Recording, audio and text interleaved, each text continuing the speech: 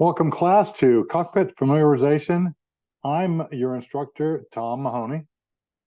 We're going to get you set up to where you're able to fly your Aerosim free flight simulator around.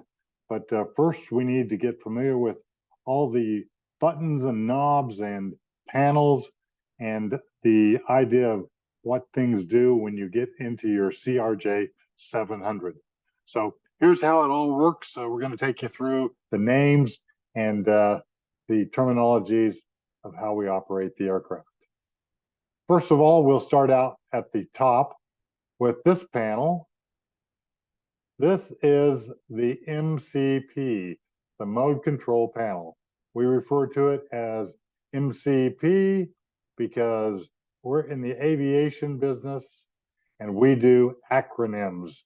Gotta love these acronyms. Everywhere we go in the aviation business, there's always going to be an acronym.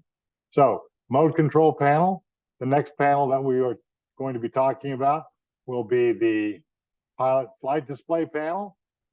That's going to be PFD. You guessed it, pilot flight display panel. And the next one beside it is called the main flight display. And of course, we're going to have an acronym for that. You guessed it, MFD. The next item on the list will be this guy over here. This is the big guy. This is what controls the FMS, the flight management system. We call this the MCDU, Mode Control Display Unit. So this is the basically, it's like your screen on your computer and the keyboard, and your CPU is like the FMS. It sits underneath the desk. So the MCDU is how we control what we put into the CPU, or in the case of an aircraft, how we program the FMS. Other items on our list will include things like these panels down here, which include the flight spoiler lever, the thrust levers, the flap position lever, and the gear lever. We also have a button alongside, which is the toga button, normally found over on the thrust levers, but for our convenience in the simulator operation, we have it off to the side so we can actually push on it. The next thing we have over here are some display modification panels over here, and that is used to manipulate what we see up on the PFD and the MFD. So we can change the look of this or change the display of information by using these two panels down here. So let's get started and really dive into the minutia here a little bit. Let's start with the MCP panel, and we'll take the first knob that we come to. This is the course selector knob right here. And that basically, think of it like your OSB on your old round gauges, if you're used to an OSB. It changes the course of what the VOR is going to read, and it is actually going to go right down here. So let's just draw a line right to there. It puts information right into here where it says course. That's what that knob does. This is course number 1. And by the way, folks, just to remind you, we're flying on the left side of the aircraft when we're looking at these instruments in your Aerosim program. The Aerosim program does not display the right side of the aircraft. So think of it this way. You're getting a free upgrade to captain. At least you're going to get to fly the captain side when we're flying the Aerosim. So since this says course number 1, FMS number 1, we're going to be manipulating the course with this knob when it says FMS number 1 right here. It could say VOR number 1, and it would work basically the same way. Right below it, we have a button here. That is our flight director on-off switch. So if we want to get rid of our flight director, push that button. Very seldom do we want to push that button, but there are a few times throughout a flight that you might want to get rid of that as it might pose a distraction to you when you're trying to fly the aircraft. The next button is the autopilot engage button. That's how we engage the autopilot. For takeoffs, we normally do not engage the autopilot until we're above 600 feet. And on the approaches, there are usually minimums set for requiring that the autopilot be disengaged. For example, most airlines would have you disengage the autopilot when you're 50 feet below DH or MDA. We do not touch the autopilot disconnect. No need to do that with your simulations in this class. The next button on our menu here is the transfer button. The transfer button operates this arrow right here. So let's just draw a line from that to that. And that arrow will change directions when you push the transfer button. Now, what are we doing when we transfer that arrow from one side to the other? The arrow right now is pointed to the left side of the cockpit. That means it is on, in this case, there's no symbology next to it.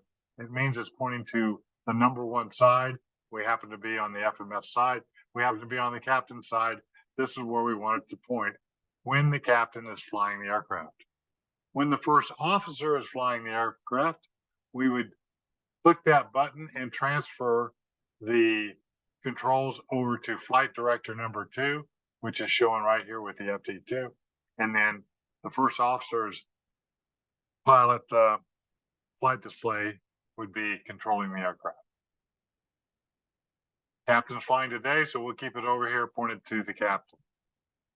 The speed button right here is actually the descent mode or the climb mode button. Why we call it a speed button, I have no idea, don't really care. But if you call for that to be selected by the other pilot and you were climbing out, you would say climb mode. If you were descending and you wanted him to select that button, you would say descent mode. What that button does is it actually locks the aircraft into the speed that you are currently going at the time the selection is made, and you can climb or descend and the aircraft will maintain that speed, but the vertical speed may vary depending on where you have the thrust levers.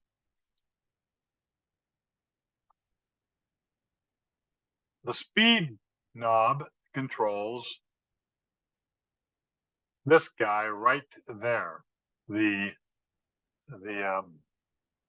speed knob adjusts the speed at which the cursor is, or the speed bug is set for. So to operate that, you on your Aerosim, you swipe over the button. If you hit the plus, you'll see that the speed bug is going to move up the tape to a higher speed.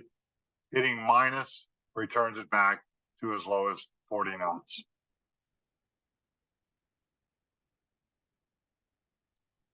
The approach button is the button that you're going to select if you hear the words cleared for the approach. For example, if you're being vectored around, you're 15 miles from the airport and you're on instruments and IMC, the controller is going to clear you for the approach. And in most cases, for us, we're going to be shooting the ILS. So if we hit the approach button, we're going to put the aircraft into the ILS mode. Basically, it will lock onto the localizer and glide slope.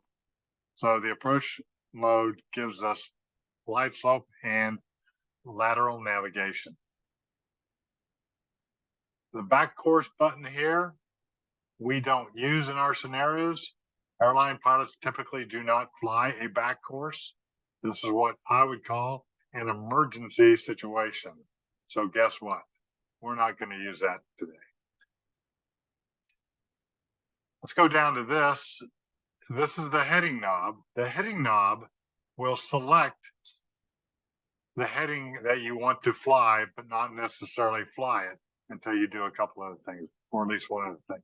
So the cursor up here on your compass rose here and here will move when you dial the heading bug right or left. So here I'm dialing it to the left, here I'm dialing it to the right, and you can tap on it and it will bring it up to wherever it is you want. For now, I'm going to take it to heading 177. If I were off my heading and I want to center the heading bug, all I need to do is push on the center of the heading button. It will bring the heading straight up to the direction that the aircraft is currently pointed. Now, if I select or if I get a ATC clearance to turn right to a heading of, let's say, 150. So turn left to a heading of 150. I can rotate it over there. The aircraft will not do anything until I select heading mode. Now, in this case, heading mode was already selected. So let's say it was not selected like it is now.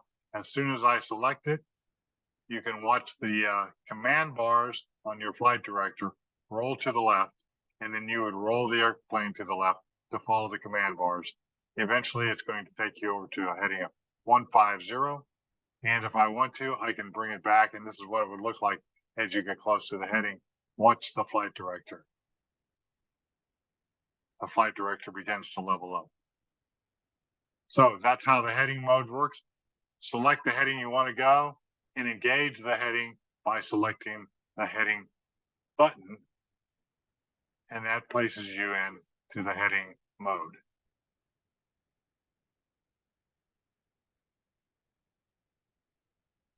This button we refer to as the nav button is very similar to the approach button. It allows you to lock on to a course that you have programmed in and fly that course. In the case of nav, we're normally intercepting an FMS course or a VOR course, and we could possibly be intercepting the localizer course, but we would not be intercepting the glide slope when we engage the nav button. Only the approach button intercepts the glide slope and lateral navigation or the localizer. Nav only engages with the lateral navigation buttons.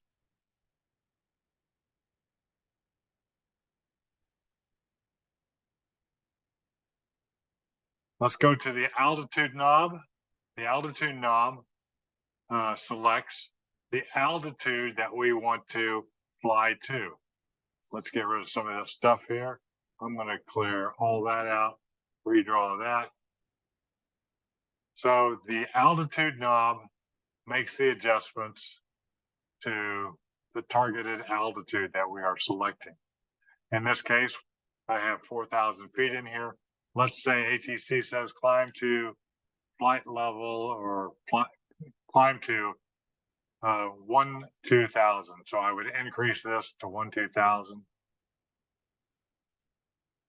And I'm almost there. There's 1-2,000. So we climb up to 1-2,000. But will the aircraft actually fly to 1-2,000? Not until I engage some sort of vertical mode. In this case, the speed button is the vertical mode, or the vertical speed is the vertical mode. And then I would have to push power up to make the aircraft fly.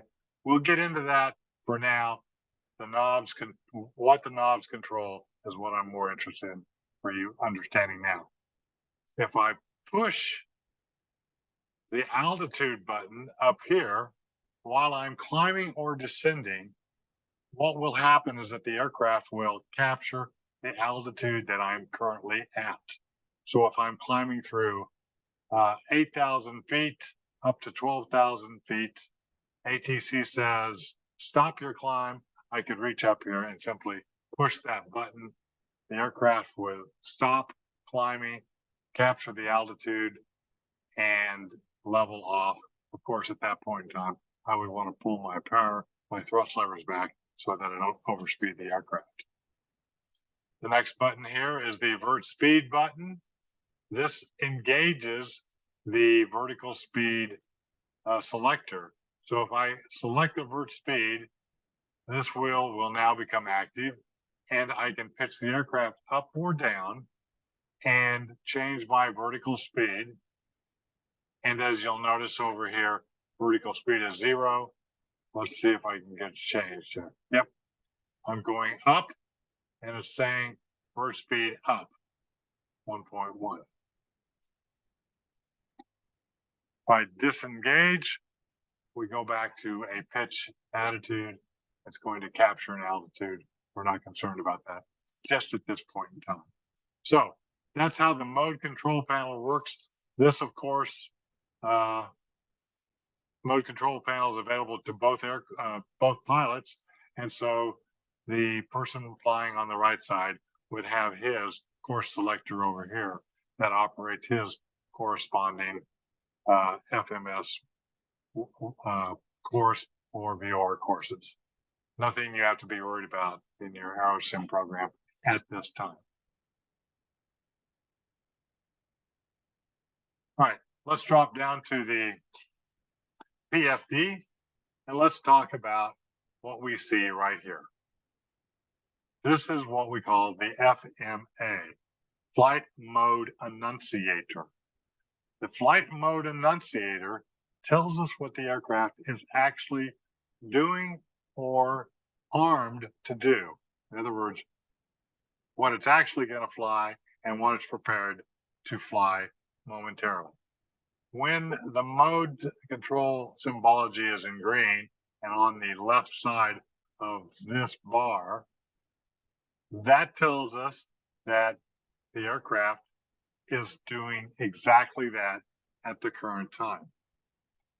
When there is symbology that is in white letters, that tells us that what's armed and the aircraft will be trying to capture eventually once it gets within a flight range. Right now it's armed to capture 12,000 feet, and it shows the aircraft is at about 1,300 feet. So in the real world, if we were flying, we'd be in a climb possibly.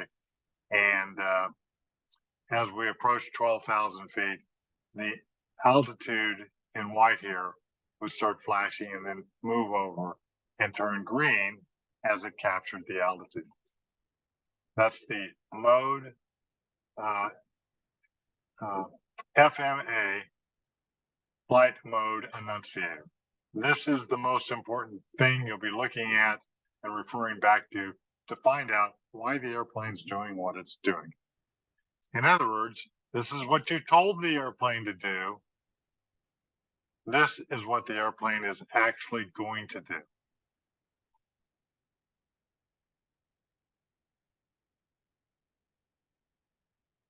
Now, of course, over on this side of the display panel, we have our speed tape. We have our altitude tape, tells us exactly where we're at any given time.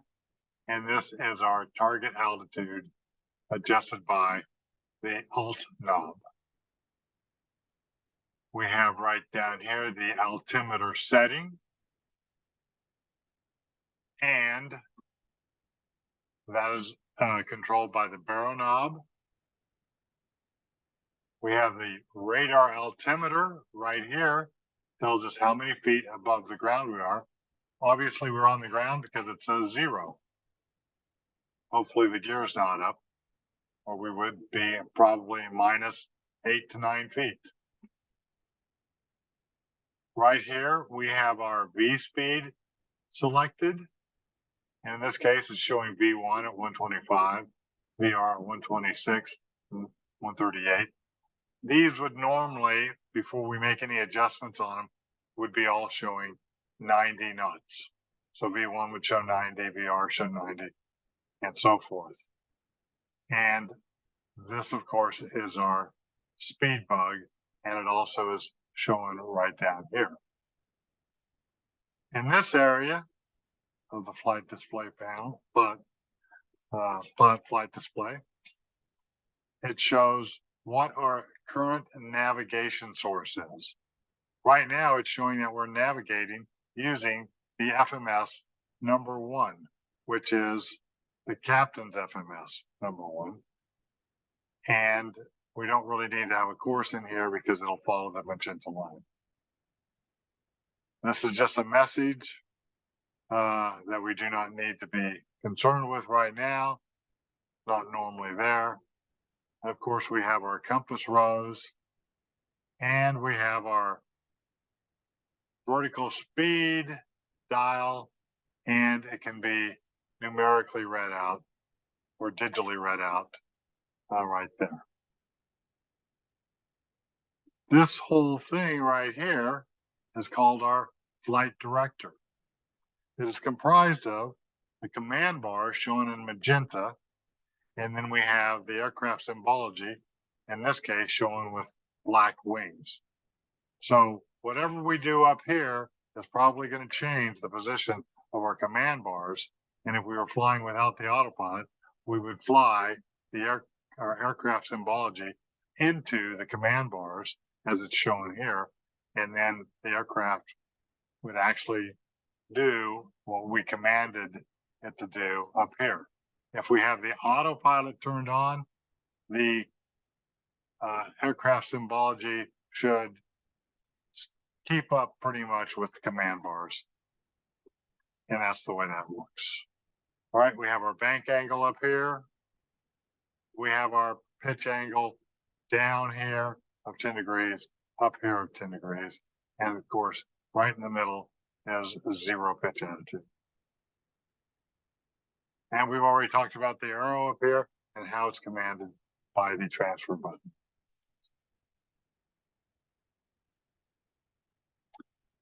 Let's talk about the MFD briefly. There's not much on the display at this point in time. Normally we would see a magenta line here if we had our FMS programmed with a course in it. We'll get other information up in this area, like how far we have to go to the next station or a series of stations, depending on how we have everything set up with the MCDU menu button over here. We could change the looks of whatever it is that we're seeing here. Right now, not much to talk about on this. That's your aircraft symbology, looking down on it from high above, seeing how it's going. All right, let's move on. Let's take a look at this device. Let's get rid of the lines, clear all drawings. All right, our MCDU. That is our keyboard and our screen that we control our CPU. That's in general non-aviation terms. So what we're really trying to control is the FMS. The FMS is our computer that flies the aircraft for us and makes a lot of calculations. Our ability to put input into it is done through the MCDU. So let's talk about the MCDU just for a second. Of course, in the middle, we have our screen. On each side of the screen, we have our line select buttons. These buttons are referred to as left side. This is L1, L2, L3, 4, 5, and 6. On this side, the buttons are referred to as R buttons. R1, R2, R3, 4, 5, 6, and so forth. So when we're telling you what buttons to push, we will refer to them as an L3 button. That would be, for example, this button, or an R4 button. That would be like that button. Up here, you're seeing all sorts of different stuff depending on what page you happen to be on. And the most important thing about this page is that you're going to want to know what this is. This is what we call the scratch pad. That's where we put in the information into the MCDU, and then we select it to either L1, 2, 3, 4, 5, or 6, or R1, 2, 3, 4, 5, or 6, depending on what we're trying to accomplish. So when we put something into the scratch pad, like for example, if I put a bunch of letters in here, let's say I put the airport, Salina Airport in here, KSLN. I could put it on L3, and there it goes. So what we're looking at is the legs page. It says we're going from Salina to the point near Hayes, and then back to Salina again. That's kind of what it's saying to me right now. But that's what the scratch pad is for. It's our area that we actually do the inputs.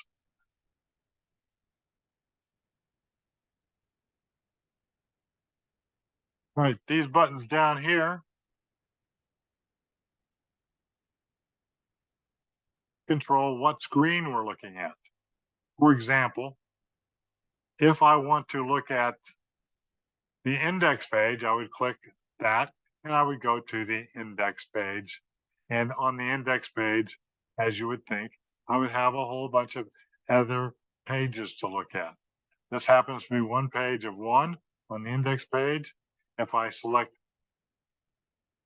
let's go status page, I notice that I have page one of two, so I must have another page. To get to the next page, I can come down here to my buttons here to the next page, click on that, takes me to page 2 of 2. I can go back to the previous page, or I can keep going and it takes me back. So the pages roll over to the front once you get to the end.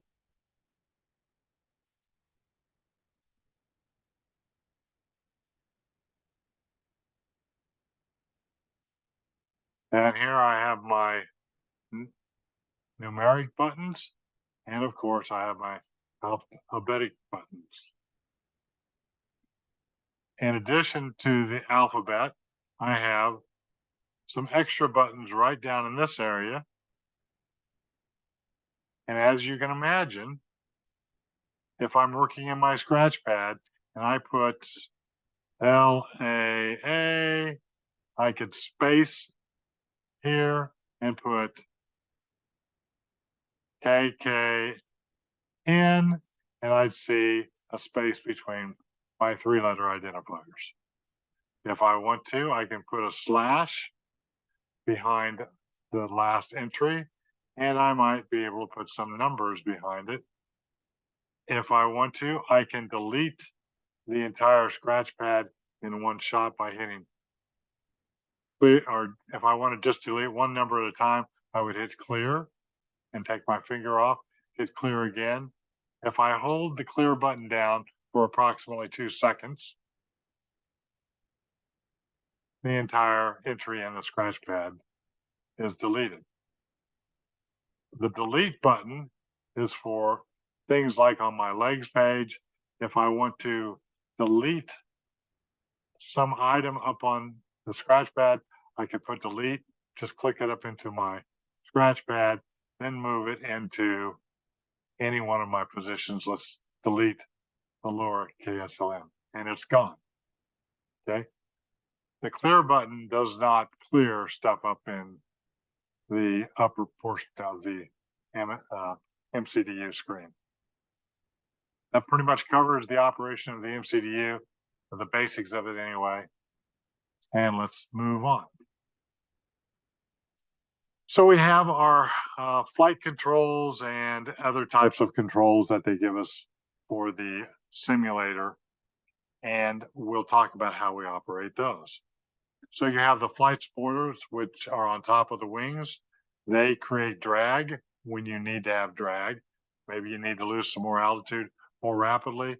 So to operate the spoiler, the easiest way to do is just click the position to the left of the spoiler lever, and so forth. Get used to operating that, play with this a little bit, learn how it works.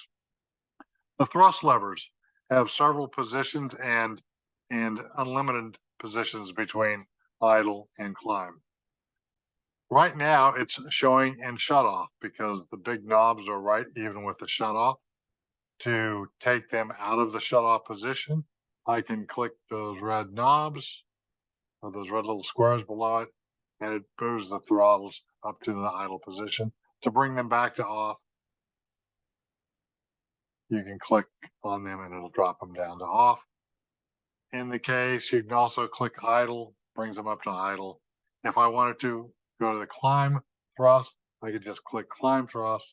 If I want to go to take a toga thrust, I could click that, max thrust, and so forth. Or there's other ways to do it. I have a plus and minus symbology above the throttles.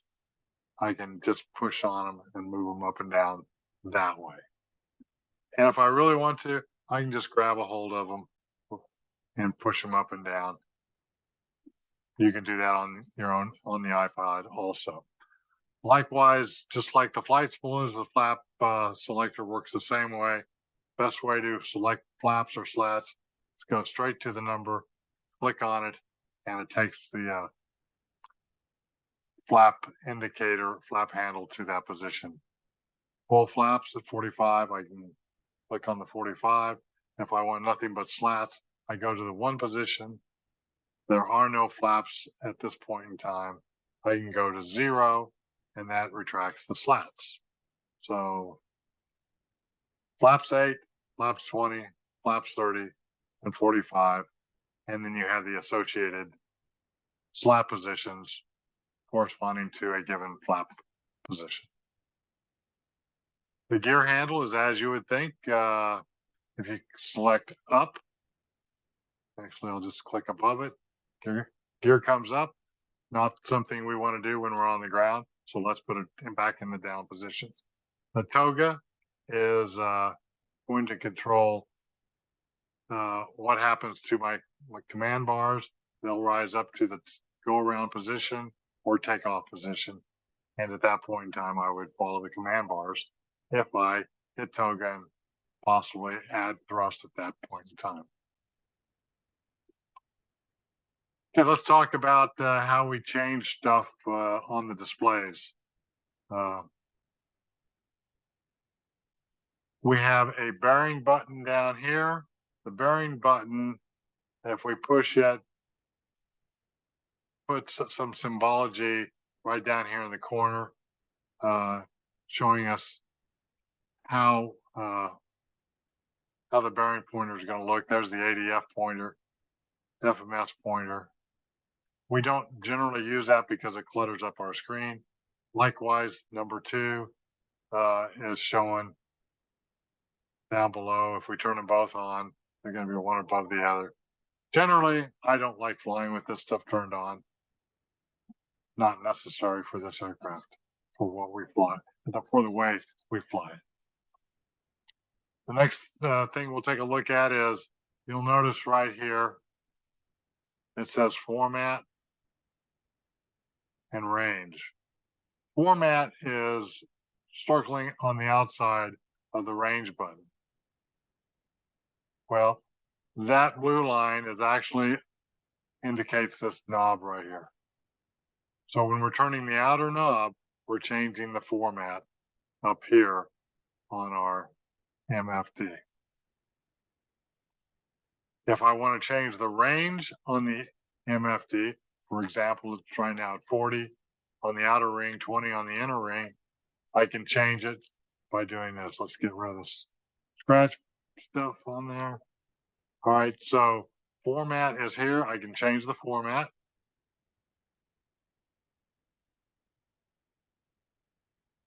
That particular page, you're going to want to know where it's at.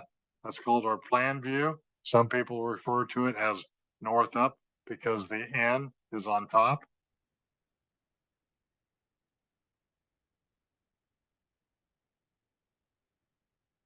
That's the radar view. So let's go back to the view that we're normally used to working in. I'm going to bring that back to FMS. So that's kind of how this runs. If we want to change the range, I come down to the plus and minus here, and I can increase the range. I can go all the way to 320 on the outer ring. Generally, we don't go out that far, but I can bring it back down to a range of maybe during cruise flight, I might have it set on 80. During takeoff, I might have it set on 40 or 20 on the outer ring. Seldom do I bring it down to 10.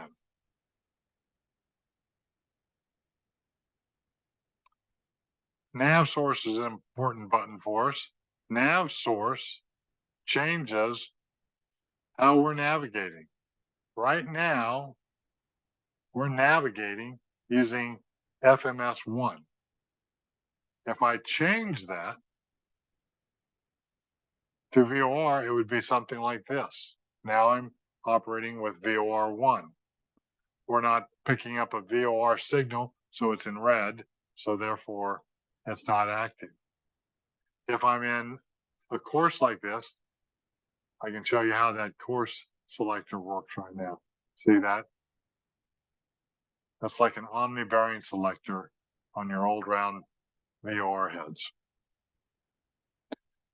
I don't necessarily want to be in VOR1. Let's change that source again. Now I'm in VOR2, which is the first officer's VOR. And FMS2 again.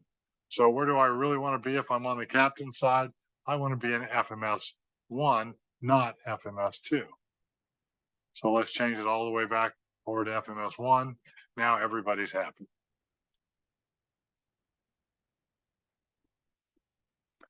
Now this is an important button here. This takes a little explaining. This is how we set up our V-speeds for takeoff and our V-speeds for landing. So right now, they're already pre-set up. I set them up earlier, but normally these would all say 90. But let's say I have a takeoff speed of V1. V1 is going to be, say, 124. VR is going to be 125. V2 is 137, and VT will be 180. The way I change these numbers is I make sure that the outer ring of my selector knob is at the appropriate position. And right now you can see it's on target. And I want to go ahead and change the V speeds, which are 1, R, and 2. V1, rotate, and V2. So what I'm going to do is I'm going to change this knob over to V speeds by selecting this arrow right there. Okay, now automatically it dropped V1 down into like a miniature scratch pad. And now I can change that. Let me go back again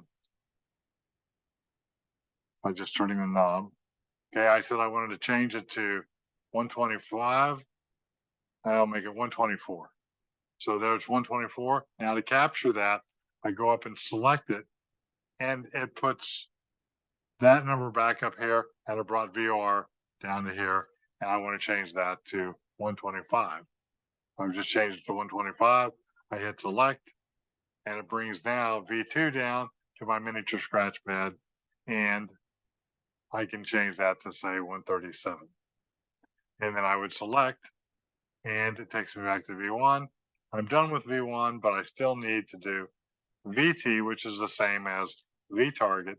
So I hit the arrow on the left side of the knob, and it brings VT down, and I can change that to like 180 knots. Select, and it puts it back up to the top of the stack. And I have new V speeds entered in. This knob here is my minimums knob, so I can select a DH or an MDA.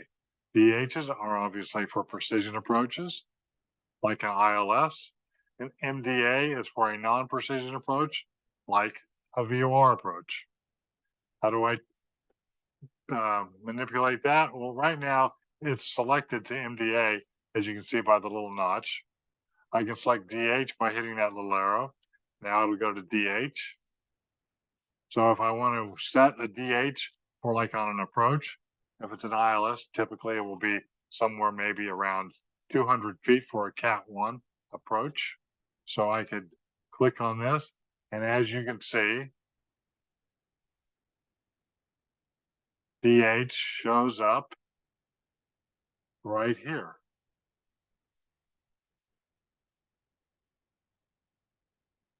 If I want to go ahead and increase it, I can increase it up to 200 if I'm doing, for example, a Cat 1.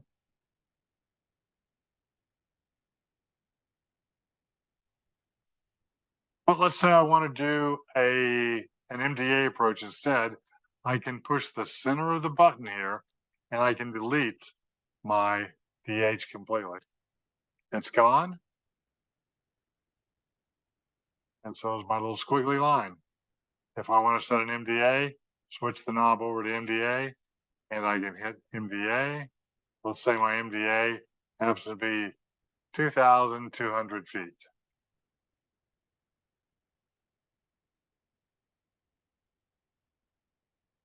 And there we are, 2,200 feet right up here.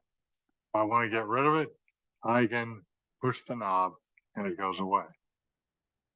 The barrel knob is right here. Remember what we said we do with the barrel knob? We can change that number, our altimeter setting.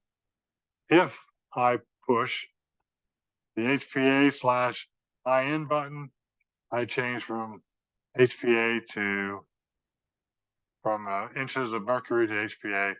We're not Europeans, so we are not going to be flying in that mode. We'll switch it over to inches of mercury and we're back to a standard pressure. If I wanted to change the baromet altimeter setting, I would come down here and again, I can just hit the plus button or the minus button. If I want to go back to the standard baro in a hurry, I simply push the middle of the baro button. It takes me back to 2992. That's pretty much how all the stuff works on here. We get rid of that stuff, clear the drawings. What you need to do is sit down for maybe an hour or two. Just get familiar with what's happening when you push certain buttons, twist certain knobs, move certain levers. Take some time, get familiar with it. If you're more familiar with this, it makes flying the simulator or FMS simulator that you've got in your iPad much easier. So there you go. Hope you have fun with it for the time being, and we'll take you on to the next level in the next video.